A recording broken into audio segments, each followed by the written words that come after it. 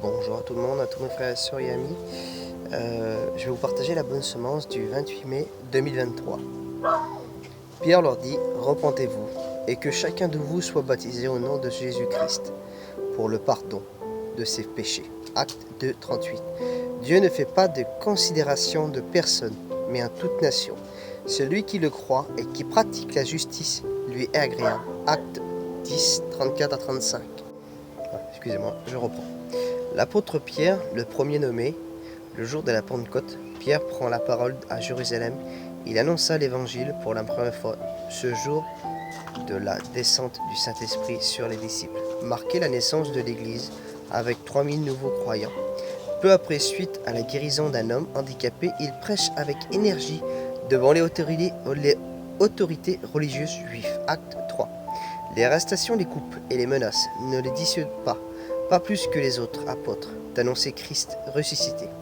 Pierre, en effet, prisonnier avec persévère d'être mis à mort, mais Dieu le délivra miraculeusement de la prison. Acte 12, 7 à 10.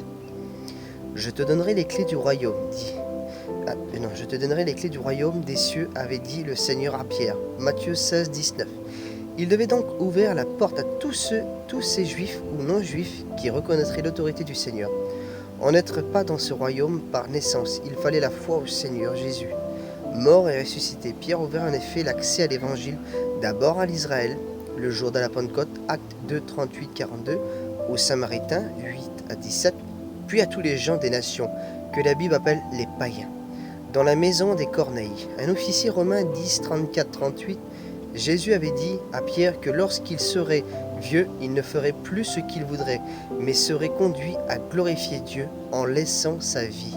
Jean 21, 18 à 19. Devenu âgé, Pierre apprend du Seigneur que le moment où il va mourir approche. 2 Pierre 1 à 14, il écrit des instructions pour les croyants qu'il va laisser à servir son maître jusqu'à la fin. Il est mort en martyr. Et voilà. Je vais vous partager ces petits messages de passe le mot, mes amis.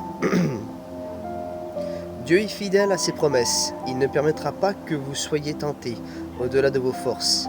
1 Corinthiens 10, 13. Tiens bon avec Dieu, tu vaincras. Merci Seigneur Jésus pour ces beaux textes. Que le Seigneur vous bénisse.